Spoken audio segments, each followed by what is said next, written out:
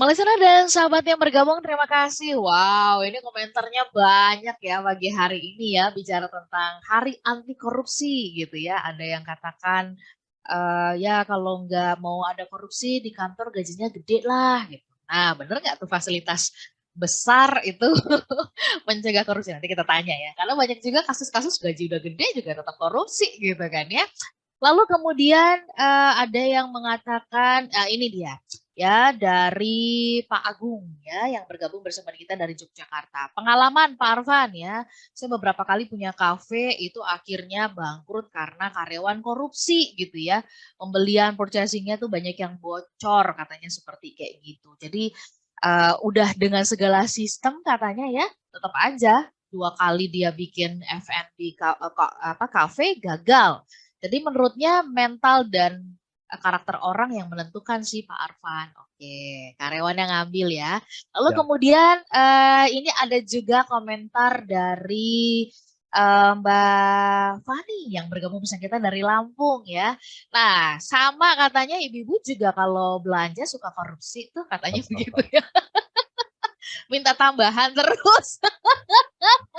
Oke, Mbak Fani yang punya usaha ya. Baik, nanti kita minta komentar dari Pak Arfan. Baik, Pak Arfan, sebelum ke apa menanggapi apa yang tadi sudah disampaikan ya, ada yang bicara soal oh ya karyawan yang korupsi gitu ya, pembelian-pembelian gula lah apa dan sebagainya, ada Ibu Fani juga. Mari kita coba kupas dulu segitiga ya. ini ya. Silakan Pak Arfan, sisi-sisinya apa saja ini? Silakan Pak. Terima kasih banyak, Mbak Ola ya.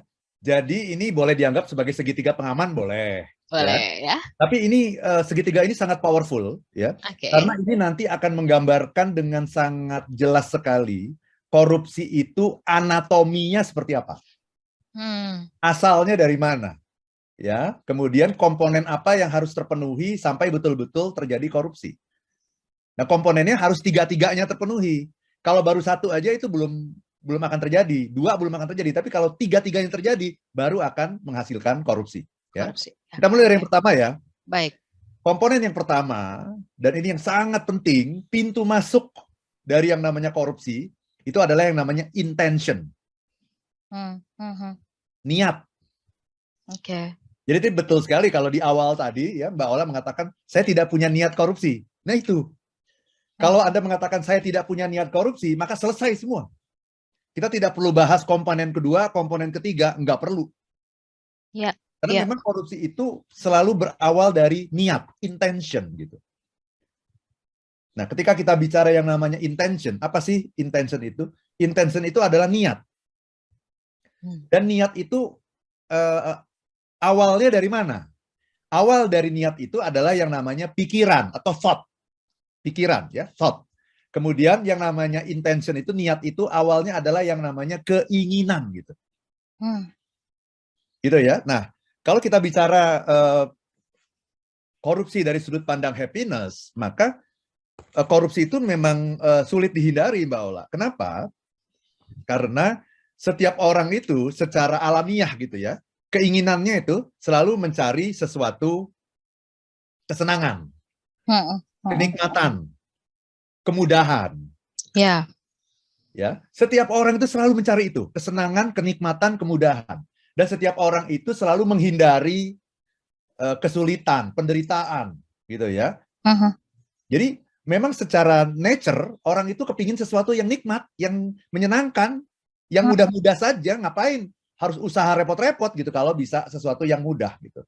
Nah ini Hmm. kalau dari sudut pandang happiness tuh seperti itu. Ini yang menciptakan keinginan gitu bahwa oh ada sesuatu yang menyenangkan, ada sesuatu yang nikmat gitu. Itulah yang namanya korupsi.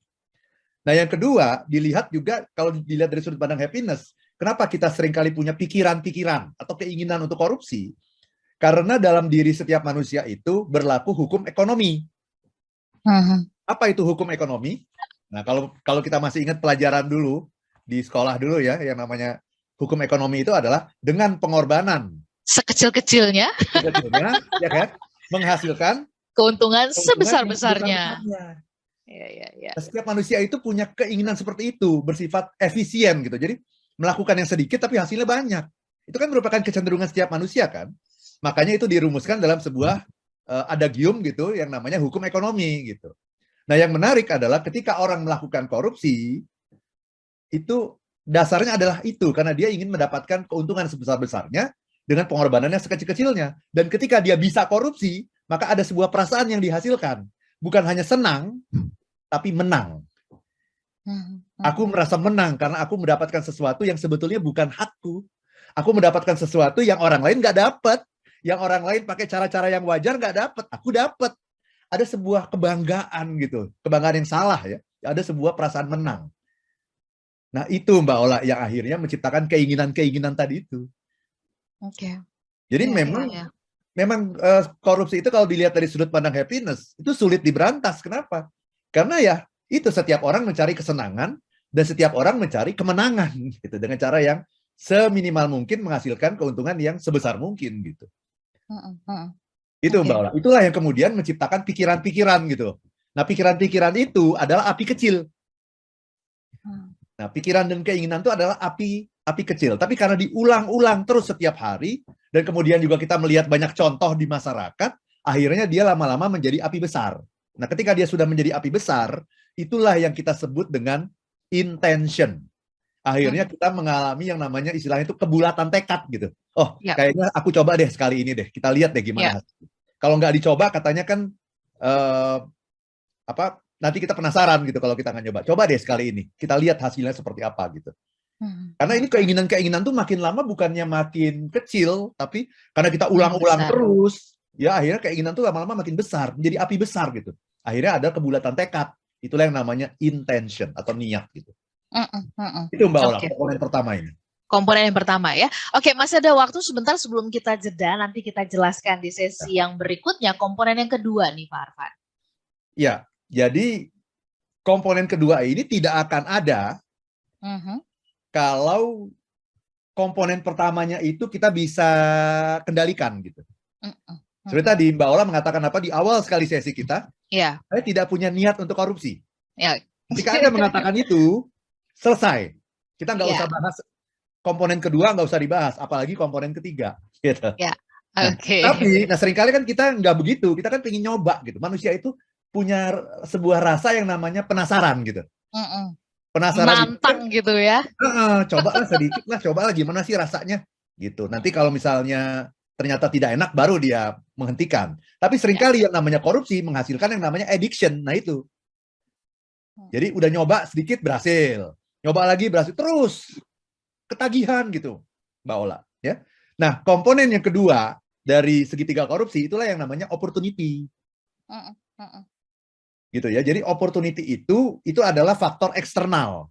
Nah, kalau tadi kita bicara mengenai niat atau intention, itu adalah faktor internal, ada dalam diri kita. Opportunity itu faktornya eksternal. Itulah yang dilakukan oleh KPK, itulah yang dilakukan oleh Kejaksaan Agung, itulah yang dilakukan oleh pemerintah, bagaimana mencegah terjadinya korupsi.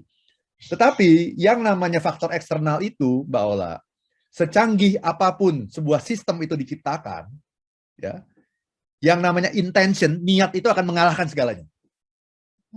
Karena kalau Anda punya niat, ya, intention itu, the intention has legs. Yang namanya niat itu punya kaki-kaki.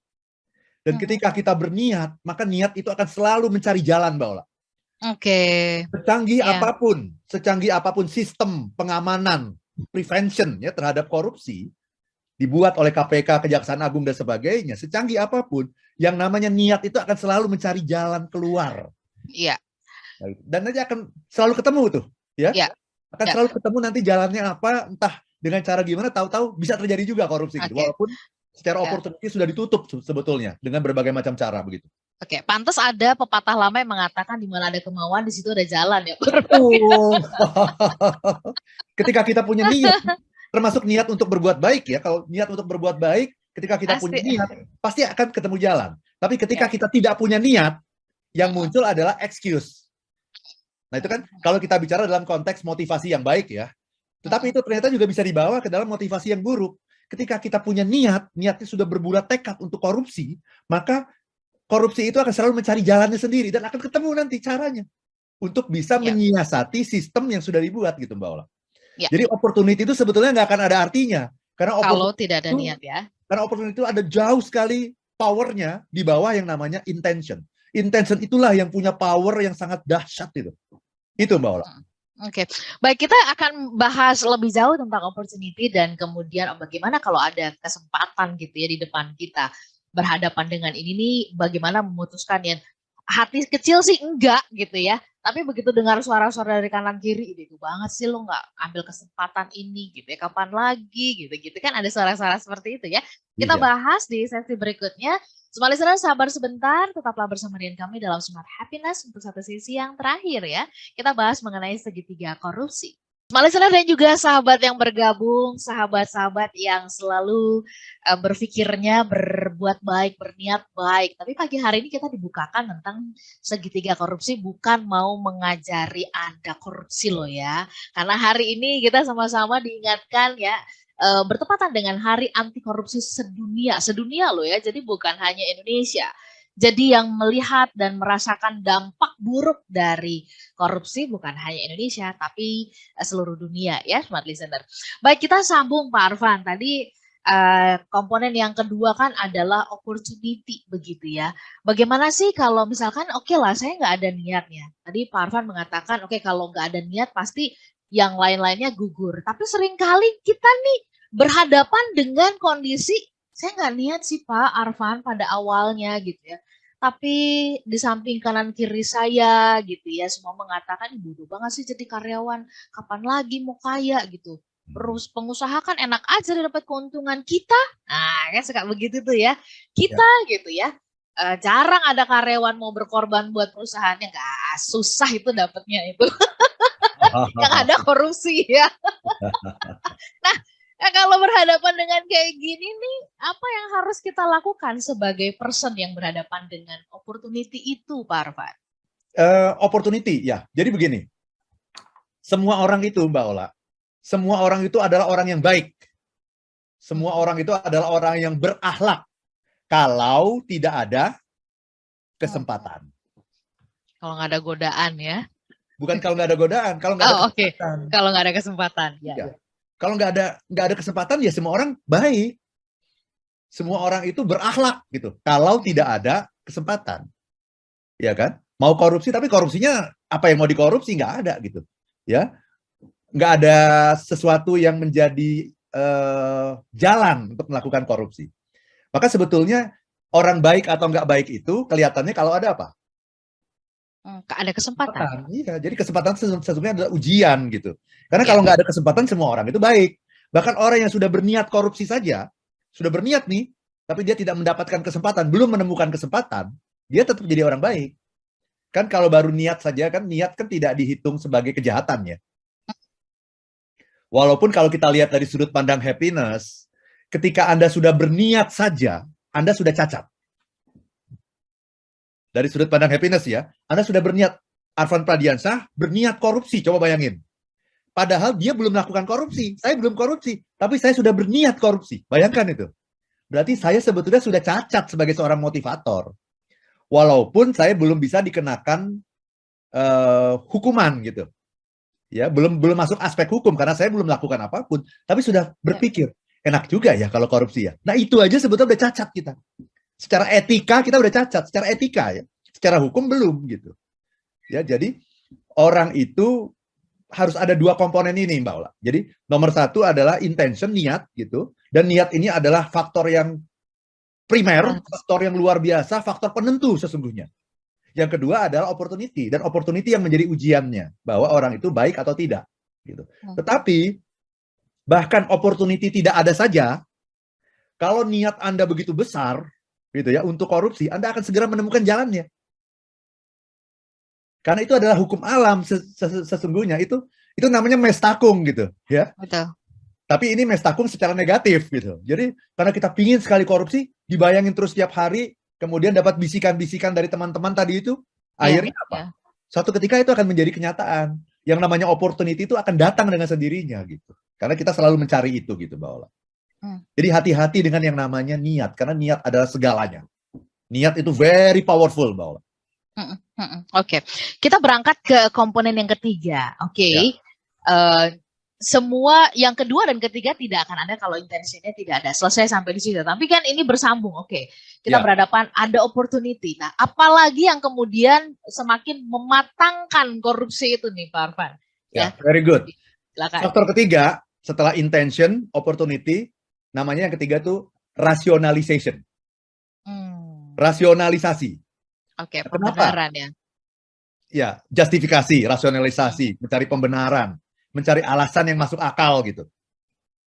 Jadi sesungguhnya Mbak Ola sudah punya intention yang sangat besar, kemudian sudah mendapatkan opportunity karena selalu mencari tadi dengan pikiran-pikirannya, selalu sudah menemukan jalan. Tapi sebelum kita betul-betul melakukan korupsi, ada satu tembok, ada satu pengaman yang diciptakan oleh Tuhan supaya manusia tidak terjerumus ke dalam kejahatan dan ketidakbaikan.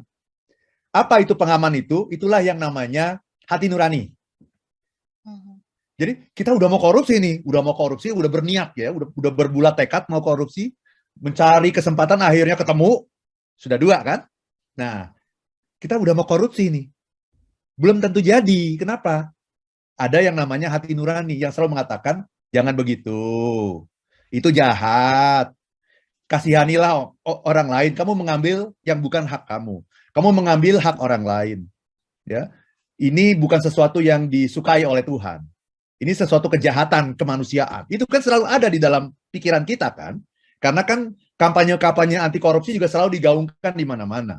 Di masjid, di gereja, di pura, di mana-mana. Kan selalu para ahli agama, ustadz, kiai, pendeta, pastor, biksu, siapapun itu selalu menggaungkan itu. Nah itu kan ada sisa-sisanya lah yang masuk di kepala kita kan. Dan juga Tuhan memberikan hati nurani kepada kita. Apa itu hati nurani? Hati nurani selalu menunjukkan kompas kepada kebenaran dan kebaikan gitu. Nah, jadi kita terhalang tuh, udah mau korupsi, udah punya niat, udah punya opportunity, terhalang, nggak jadi korupsi. Karena selalu diingatkan, jangan begitu, kamu dosa itu. Kasihan itu orang-orang miskin, anak-anak yatim itu kasihan. Nah, karena itu, maka setan juga tidak putus asa. Gitu ya. Iya Setan kan? ya yang nggak putus asa iya, ya. nggak putus asa. Masa gitu aja kalah katanya. Ya. Ya, akhirnya dia menciptakan apa? Itulah yang namanya rasionalisasi. Ya. Dengan adanya rasionalisasi, maka hati nurani kita akan dijinakkan dalam tanda petik. Dan kita akan merasa, sekali-sekali nggak apa-apa deh gitu ya. Nah, apa itu rasionalisasi? Itu adalah suara-suara dalam hati kita yang membenarkan itu. Ya, misalnya dengan mengatakan apa? Ya, gaji saya kan kecil. Nah, itu kan. Gaji saya kecil, wajar dong kalau saya sekali-sekali melakukan korupsi. Toh korupsi saya juga tidak seberapa, ya kan? Itu kan ada tuh, ya. Bukan hanya kita yang mengatakan dalam diri kita, tapi dari percakapan kita dengan rekan-rekan kita kan seringkali, lah nggak apa-apa lah segitu aja, udahlah nggak usah dipikirin lah, udahlah, itu kan sudah terjadi itu, udahlah gitu, ya. Kemudian ada lagi misalnya rasionalisasi yang lain, misalnya dengan mengatakan apa? Setiap orang juga kalau dapat kesempatan seperti kamu pasti akan melakukan. Iya. Iya, ini bukan sesuatu yang istimewa banget, kok biasa aja gitu. Ya kan? Ada lagi mungkin bisikan-bisikan begini. Ya, kalau sewajarnya, tidak berlebihan. Ya kalau kamu sedang, ya kan, sesuai dengan kebutuhan hidup aja lah. Ya kan? Ya nggak apa-apa lah. Tapi jangan berlebihan ya. Jangan berlebihan ya, tolong ya. Nah itu kan rasionalisasi. Akhirnya apa? Dengan rasionalisasi itu, kita merasa mampu menjinakkan hati nurani. Ya nggak apa-apa lah asal jangan berlebihan. Atau gini, lah yang saya ambil kan duitnya orang kaya. Misalnya ya, misalnya karyawan di kantor ya, misalnya yang dapat kewenangan misalnya apa, pasang iklan, berhubungan dengan klien, gitu-gitu ya. Lah, yang saya ambil kan hartanya orang kaya. Kan bukan harta orang miskin kan, yang nggak boleh itu kalau kamu ambil hartanya orang miskin, harta anak yatim, itu nggak boleh. Lah ini kan harta orang kaya, gitu ya, nggak apa-apa lah sedikit-sedikit nggak apa-apa lah. Toh dia kan tidak jadi nggak kemudian jadi miskin gara-gara itu kan? Iya. Itu rasionalisasi Mbak Ola. Dan itu kita butuhkan, itu pikiran-pikiran seperti itu terus-menerus diproduksi dalam otak kita supaya kita mampu melawan yang namanya hati nurani.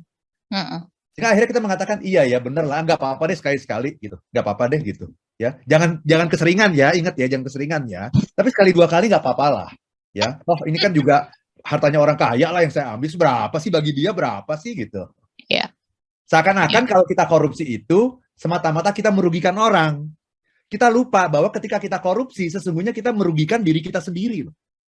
Kita sesungguhnya sudah menjadi orang yang cacat secara batiniah gitu. Cacat secara spiritual. Dan tidak ada jaminan bahwa kita tidak mengulangi itu lagi. Karena korupsi selalu menghasilkan kenikmatan.